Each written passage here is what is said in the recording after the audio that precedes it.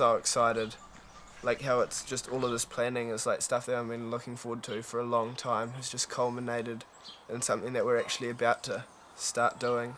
It wasn't much of a start location really, it was just a random bend on the road, and yeah, we're into it I guess. 7:31 in the morning, it's the southernmost point of the Kahurangi right here. We're about to head north along Blue Cliffs Ridge, ready to go.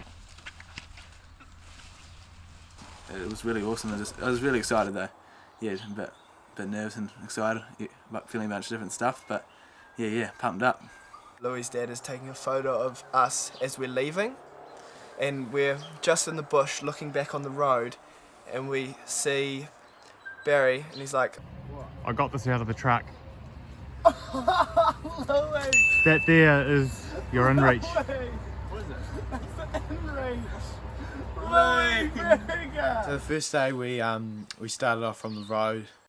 It was going pretty good. The plan was to most of the Blue Cliffs Ridge and then duck off west. We're going to stay in Lake Marsidi Hut for the first night. Trying to stay in the Kahurangi National Park the whole time was sort of the idea of the walk. We looked at the ridge a lot on topo maps and it sort of looked okay, but I guess hence the name Blue Cliffs. There were plenty of bluffs under the bush and we had to drop right down and get round them.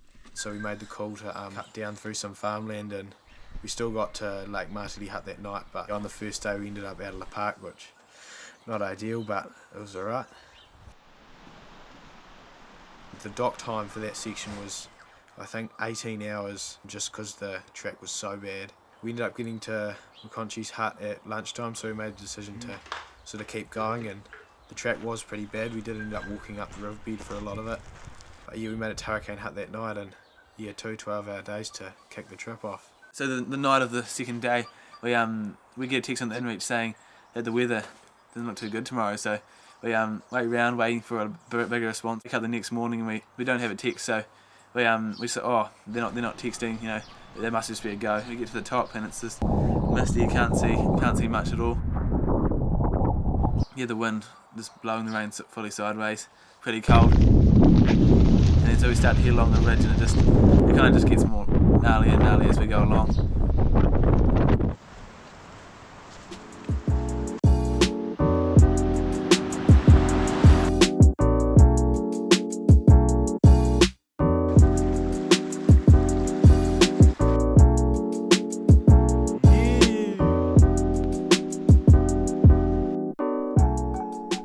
Onto the tablelands and then Balloon Hut for the night.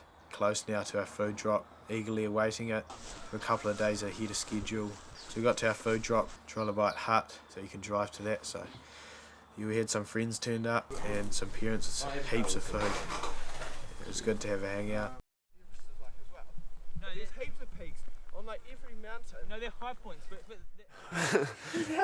One of the most iconic photos of our trip is us at a tarn at Fenella Hut, all standing there stark naked with a rock covering our private bits, and obviously you can see that my rock was the biggest. So I think that's up for it.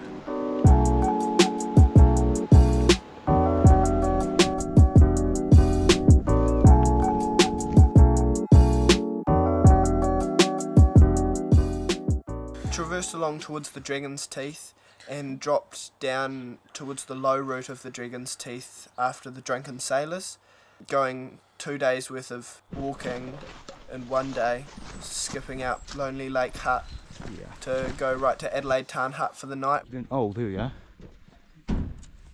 Open it up and it's snug wee hut on these little bungee kind of beds, bungee chain beds. And yeah, relax out, squish in. Oh, there's binoculars. Sick. You can see that right to the ridge.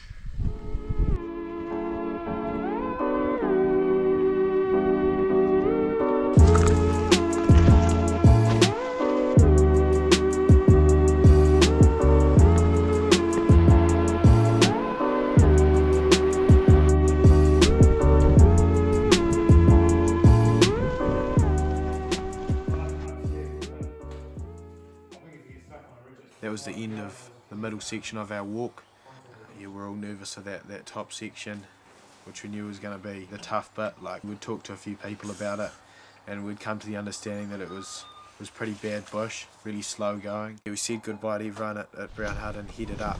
We had a bit of a climb onto the Wakamarama range, and the bush actually was alright for that day. It was probably one of our better days in there. Still slow going, but we managed to hit our campsite that we thought. Halfway through the top section, we went down into the Kaituna Valley. Barry had stashed another little food parcel for us. The next day, we had to go over Mount Heidinga, and looking on the map, it's there's quite a few bluffs, but we thought, oh yeah, we could maybe get up, and there's just this 20-metre high cliff right above us. It's just like, looks like it's surrounding more or less the entire thing, and like obviously it looks like there's a few bits up, but we got to some of them and they're still cliffs. Like there's no way. I remember at one point we moved less than 500 metres in an hour. Luke was up the front, he had a machete through that thick bush. Everyone was just a bit down on it and not so enthusiastic. Bloody legs, you know, just because he's getting cut up on everything. At the end, I actually ended up being the only one with long pants because these guys ripped theirs up. Yeah, I think I actually learned quite a few lessons up that top section. I definitely learned to struggle a bit more. I didn't really break down, but I definitely get a bit angry. I get hit in the head by a branch. I just would not be having it, you know. That night we set up our tent on the Puponga Bush Road. Could sort of see the end in sight, and Johnny came to give us a little bit of an extra morale boost and some food. We were sort of waiting for Johnny, and a couple people just drove past, and as you can know, they might just stop, and three boys sitting on the side of the road with a tent, and they think, oh, what are they doing? And there was this one guy who came and brought us some sausages and hot sausages he's gone and cooked up and brought them back, and a little parcel for us. It was delicious. And then he's like, oh, I need to move some sheep. Would you mind helping? Get in his car and help him move his sheep down the road to another paddock. And The problem with this really last top section is all the ridges are running east to west.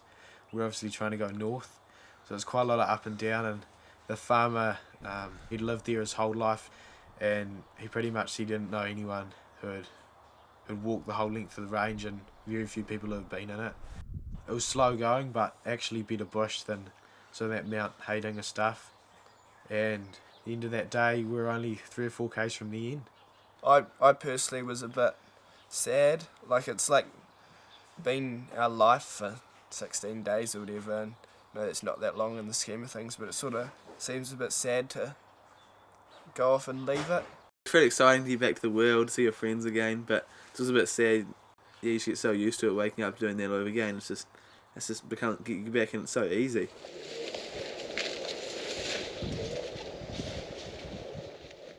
We got there and it was reeds, it was really slow going, and we were sort of hating it, so there was actually some bush that was still in the park, so we went through that bush and finished on the road.